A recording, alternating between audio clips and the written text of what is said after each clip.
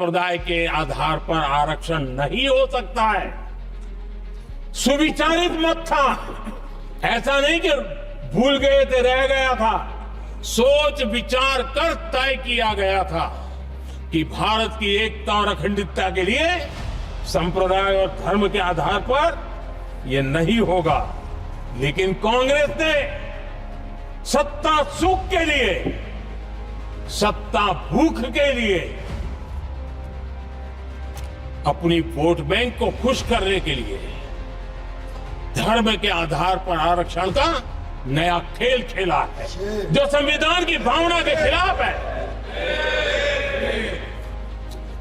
इतना ही नहीं, दे भी दिए कुछ जगह पे और सुप्रीम कोर्ट से झटके लग रहे हैं। और इसलिए अब दूसरे बहाने से बहाने बता रहे हैं, ये करेंगे वो करेंगे।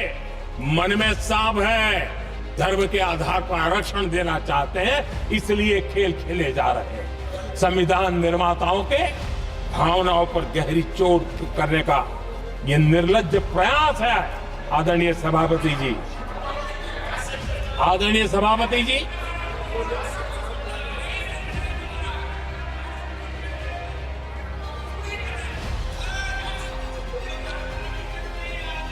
आदरणीय सभापति जी, एक गलत और विषय, ये तरीका ठीक नहीं। आपके नेता ने बोला, आपने बोला दोबारा बात मत करो। इसकी भी मैं चर्चा करना चाहता हूं। और वो ज्वलंत विषय समान नागरिक संहिता, यूनिफॉर्म सिविल कोड। ये विषय भी संविधान सभा के ध्यान बाहर नहीं था। संविधान सभा ने यूनिफॉर्म सिविल कोड को लेकर के लंबी चर्चा की, गहन चर्चा की, और उन्होंने बहस के बाद निर्णय किया कि अच्छा होगा कि जो भी सरकार चुन करके आए वो उसका निर्णय करे और देश में यूनिफॉर्म सिविल कोड लागू करे। ये संविधान सभा का आदेश था। और बाबा साहब आंबेडकर ने कहा था, जो लोग संविधान को समझते नहीं है, देश को समझते नहीं है, सत्ता भूख सेवा कुछ पड़ा नहीं है, उनको पता नहीं है बाबा साहब ने क्या कहा था। बाबा साहब ने कहा था, धार्मिक आधार पर बने, ये मैं बाबा साहब की बात कर रहा हूं, इतना वीडियो कट करके घुमाना मत। आदरणीय सभापति जी, बाबा साहब ने कहा था, धार्मिक आधार पर बने पर्सनल लॉ को खत्म करने की बाबा साहब ने जोरदार वकालत की थी। उस समय के सदस्य के.एम. मुंशी जी ने कहा था, समान नागरिक संहिता को राष्ट्र की एकता और आधुनिकता के लिए अनिवार्य बताया था। कमा मुंशी जी, सुप्रीम कोर्ट ने भी कई बार कहा है कि देश में यूनिफॉर्म सिविल कोड जल्द से जल्द लाना चाहिए। सरकारों को आदेश दिए हैं सुप्रीम कोर्ट ने, और उसी संविधान की भावना को ध्यान में रखते हुए, संविधान निर्माताओं की भावनाओं को ध्यान में रखते हुए हम पूरी ताकत से लगे हुए हैं सेक्युलर सिविल कोड के। और आज कांग्रेस के लोग संविधान निर्माताओं की भावना का भी, सुप्रीम कोर्ट की भावना का भी अनादर कर रहे हैं, क्योंकि उनकी राजनीति को सूट नहीं करता है। उनके लिए संविधान वो पवित्र ग्रंथ नहीं है, उनके लिए एक हथियार है राजनीति का। खेल खेलने का हथियार बना दिया। लोगों को डराने के लिए संविधान को हथियार बनाया जाता।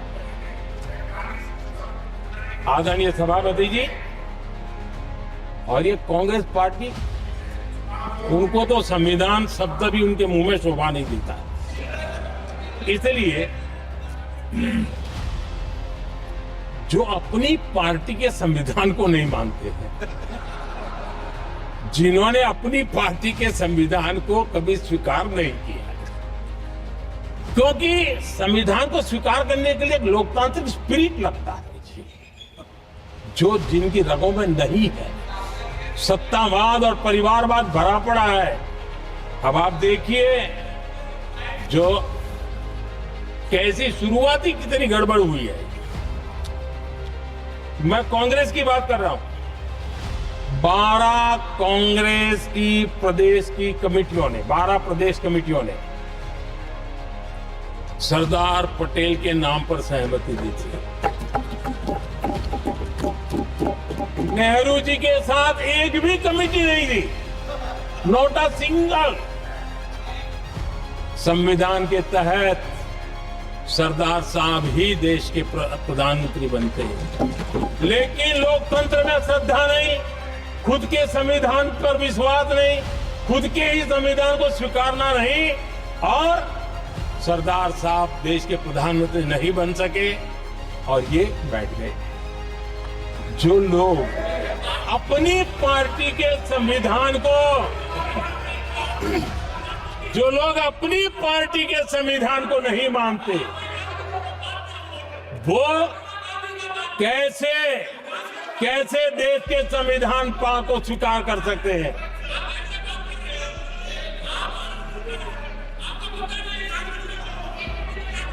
आदरणीय सभापति जी, जो लोग संविधान में लोगों के नाम ढूंढते रहते हैं, मैं जरा बताना चाहता हूं। कांग्रेस पार्टी के एक अध्यक्ष हुआ करते थे और वो अति पिछड़े समाज से आते थे। अति पिछड़े, पिछड़े भी नहीं, अति पिछड़े, अति पिछड़े समाज से आते हुए उनके अध्यक्ष श्रीमान सीताराम केसरी जी,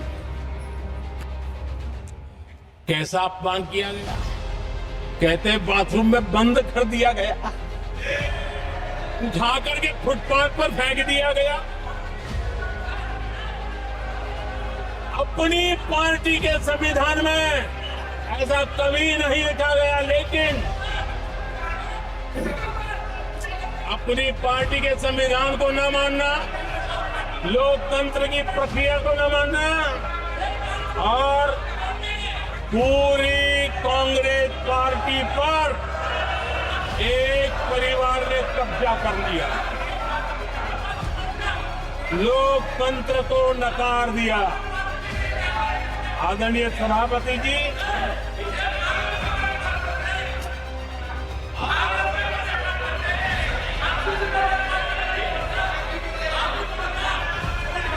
तो आपके सदस्यों ने क्या क्या बोला था ठीक नहीं है। आप जब सदन के नेता बोल रहे हैं तो सदन की मर्यादा को रखो, आदरणीय सभापति जी, को बनाओ। संविधान के साथ खिलवाड़ करना,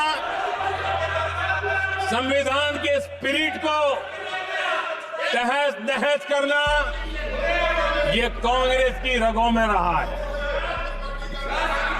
हमारे लिए संविधान, उसकी पवित्रता, उसकी शुचिता हमारे लिए सर्वोपरि है। और ये शब्दों में नहीं है, जब जब हमें कसौटी पर कसा गया है, हम तप करके निकले हुए लोग हैं।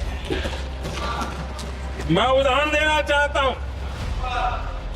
1996 में सबसे बड़े दल के रूप में भारतीय जनता पार्टी जीत करके आई, सबसे बड़ा दल था।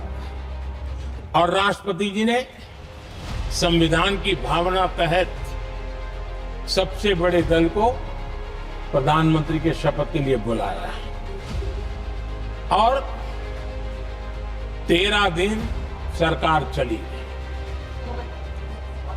अगर हमें संविधान के स्पिरिट के प्रति हमारा भावना न होती तो हम भी ये बांटो, वो बांटो, ये दे दो, वो दे दो, इसको डिप्टी पीएम बना दो, इसको ढिकना बना दो, हम भी सत्ता सुख भोग सकते थे। लेकिन अटल जी ने सौदेबाजी का रास्ता नहीं चुना, संविधान के सम्मान का रास्ता चुना और 13 दिन के बाद इस्तीफा देना स्वीकार कर दिया। ये ऊंचाई है हमारी लोकतंत्र की। इतना ही नहीं, 1998 में एनडीए की सरकार थी, सरकार चल रही थी, लेकिन कुछ लोगों को हम नहीं तो कोई नहीं, ये जो एक परिवार का खेल चला है, अटल जी की सरकार को अस्थिर करने के लिए खेल चले गए। वोट हुआ, खरीद फरोख्त तब भी हो सकती थी, बाजार में माल तब भी बिकता था,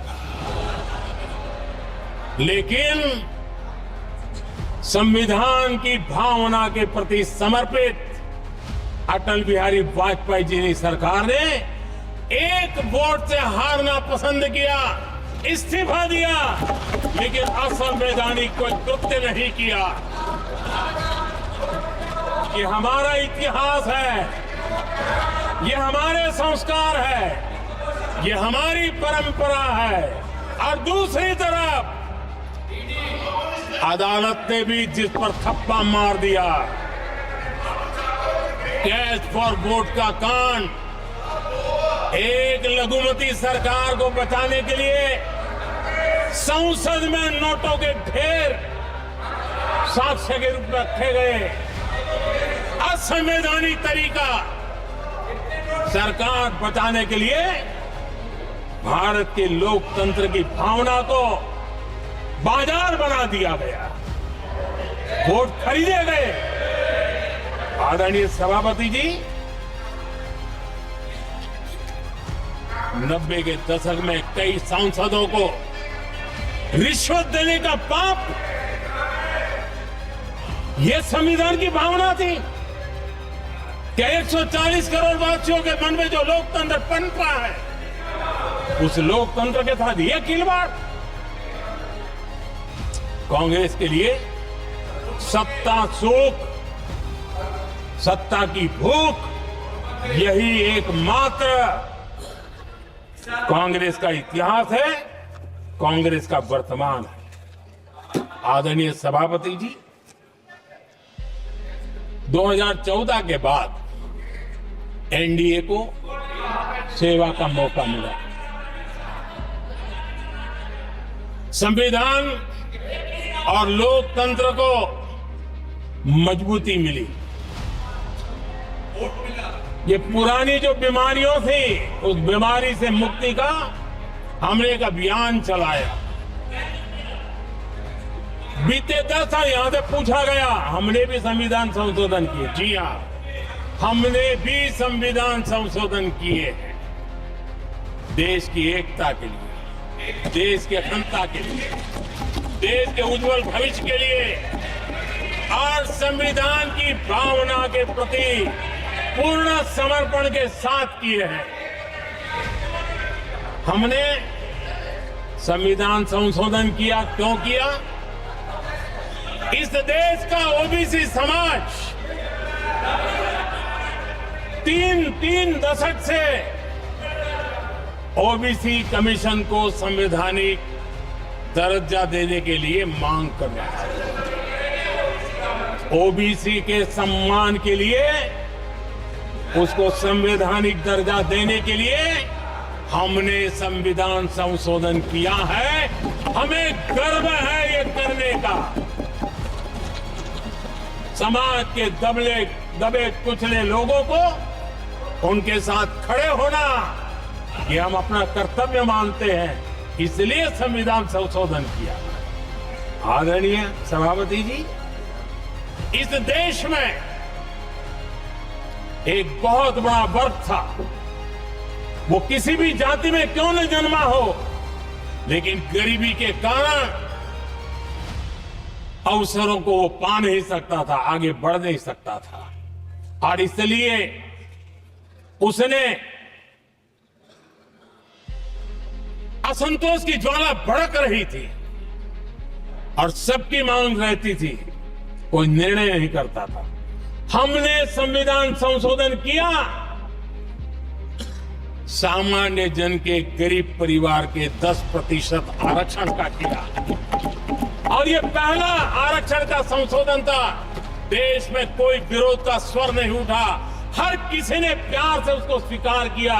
संसद ने भी सहमति के साथ पारित किया क्योंकि समाज की एकता की उसमें ताकत पड़ी थी, संविधान की भावनाओं का भाव पड़ा था, सबने सहयोग किया था, तब जाकर के हुआ था।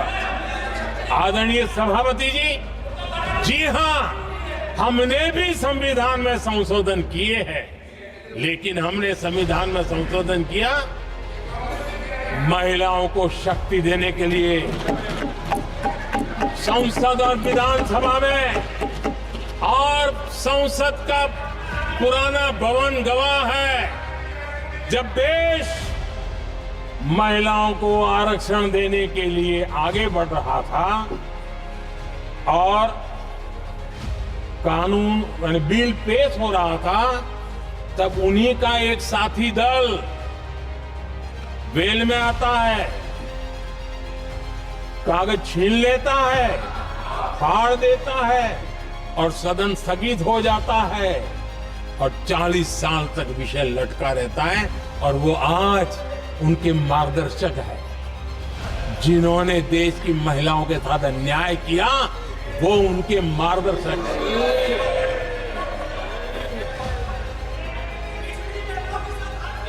आदरणीय सभापति जी, हमने संविधान संशोधन किया, हमने देश की एकता के लिए किया। बाबा साहब आंबेडकर का संविधान 370 की दीवार के कारण जम्मू कश्मीर की तरफ देख भी नहीं सकता था। हम चाहते थे बाबा साहब आंबेडकर का संविधान हिंदुस्तान के हर हिस्से में लगना चाहिए और इसलिए बाबा साहब को श्रद्धांजलि भी देनी थी, देश की एकता को मजबूत करना था। हमने संविधान संशोधन किया, डंके की चोट पर किया और 370 को हटाया और भारत की सुप्रीम कोर्ट ने भी अब तो उसको मोहर लगा दी है। आदरणीय सभापति जी, हमने 370 का हटाने के लिए संशोधन किया। हमने ऐसे कानून भी बनाए। जब देश का विभाजन हुआ,